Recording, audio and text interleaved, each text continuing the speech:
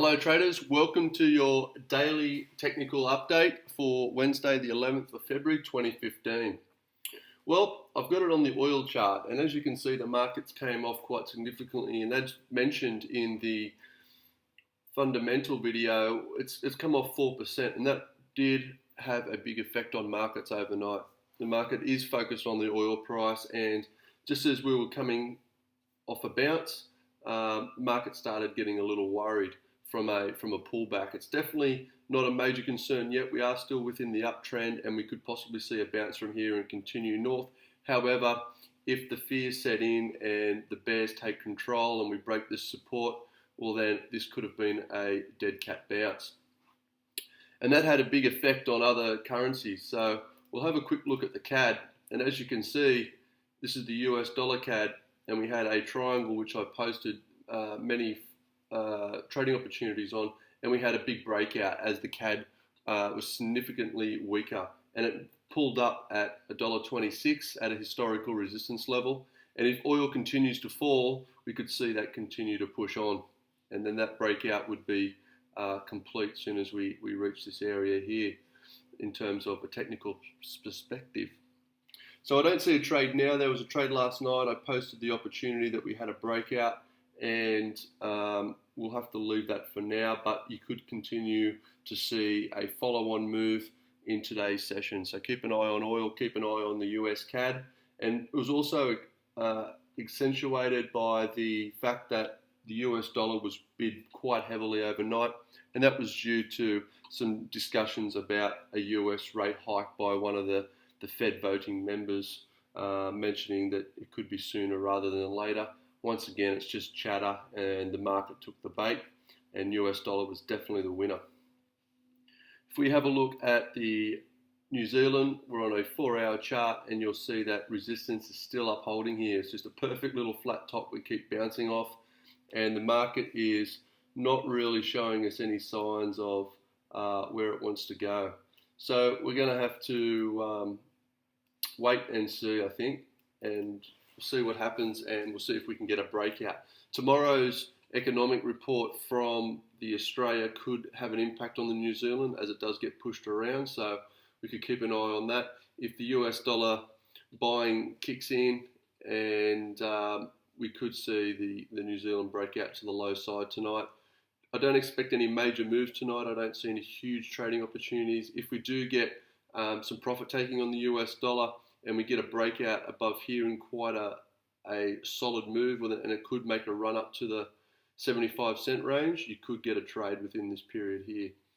It's not the prettiest of trades, but it's definitely a possibility.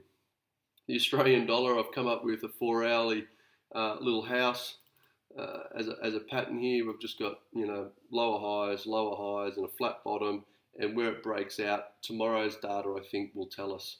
And we'll see what happens with the unemployment and see where it goes, but we are just in a range-bound market here, and you could argue that it's just a simple range that's had a false breakout or two. So we'll see what happens tomorrow, and we'll see if this range-bound market can get out of its funk and the Australian dollar to continue. If the news is quite bad, we will get a break of the 70-cent region, I believe.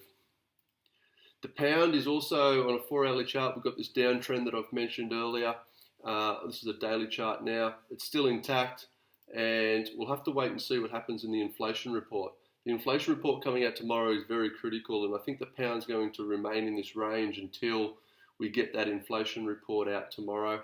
And I think it's going to have a pretty big impact on price action. I'll talk more about that tomorrow, but if they see inflation not real good at all, this downtrend will hold, and we'll see a breakout of $1.52, and then that leaves wide open to come down and test $1.50.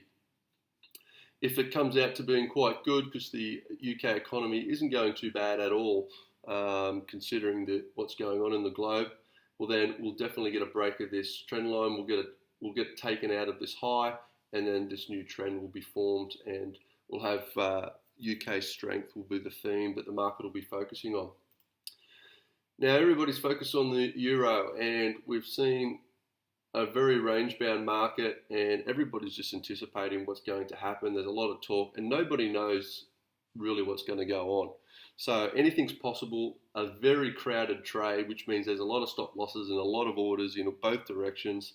So whatever direction it breaks out, we're going to see some moves of quite large substance. So we'll have to wait and see, and I'll be doing commentary on that. So I think it's best you just follow some commentary and follow the news wires, because that's purely what's driving this. Is just 100% what comes from the headlines that are in the papers and on TV.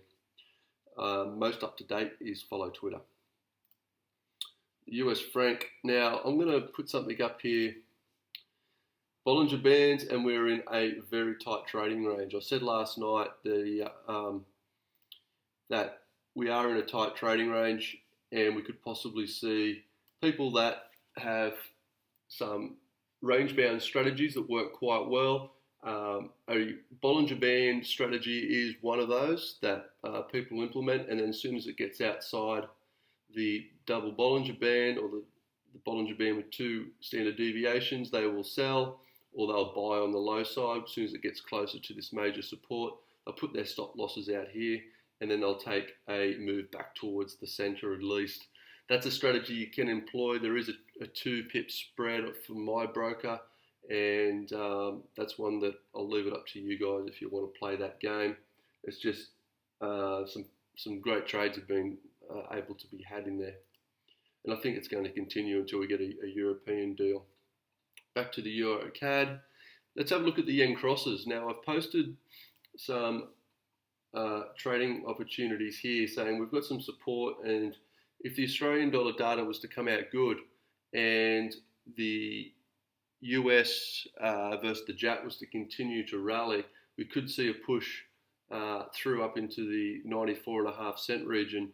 So tomorrow's employment data, there's definitely a trading opportunity here, and we could continue to see this rally.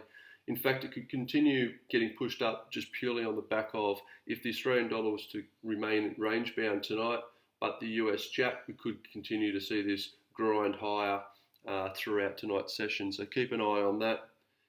And other yen crosses, as you can see, we're just grinding higher again on the New Zealand and the Euro versus the JAT. Once again, if we do get a deal, I did post something last night saying that this is a trade that I'd be looking and considering taking, and that's just because we're just grinding higher with the US dollar strength versus the yen, and a Euro deal would definitely send this a couple of hundred pips higher. So there's definitely an opportunity there for you to be stalking.